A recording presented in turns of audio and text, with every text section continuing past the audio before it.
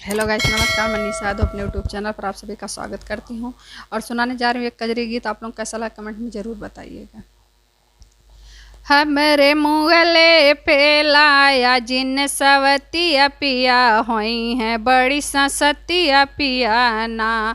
हमरे मुगले पे लाया जिन सवतिया पिया होई हैं बड़ी सतिया पिया ना। सवती जेवना बनई है अपने लाल के जेवई है। सवती जेवना बनई है अपने लाल के जेवई है। हमरे लालन कह करी है दुर्गतिया पिया जिन लाया सवतिया पिया ना। हमरे लालन कह करी है दुर्गतिया पिया जिन लाया सवतिया पिया ना।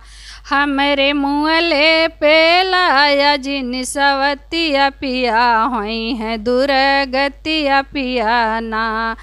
हमरे मुँहले पे लाया जिन सवतिया पिया होई है दुर्गतिया पिया ना।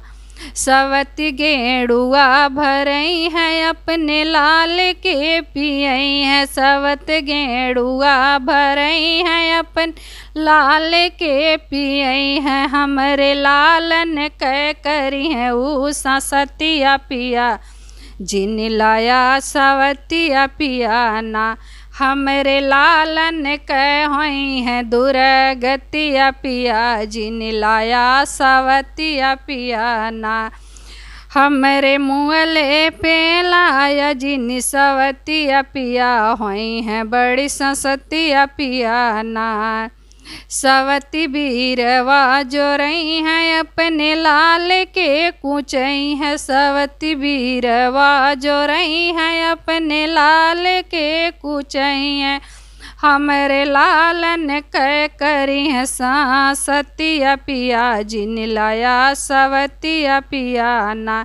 हमरे मुँहले पे लाया जिन लाया सवतिया पिया होई है दुर्गतिया पिया ना। सवती से जिया लगई है अपने लाल के सुतई है। सवती से जिया लगई है अपने लाल के सुतई है। हमरे लालन कह करी है दुर्गतिया पिया जिन लाया सवतिया पिया ना। हमरे लालन कह करी है दुर्गतिया पिया जिन लाया सवतिया पिया ना। हमरे मुँहले पे लाया जिन सवतिया पिया होई है दुर्गतिया पिया ना। ये गीत आप लोग कैसा लगा कमेंट में ज़रूर बताइएगा।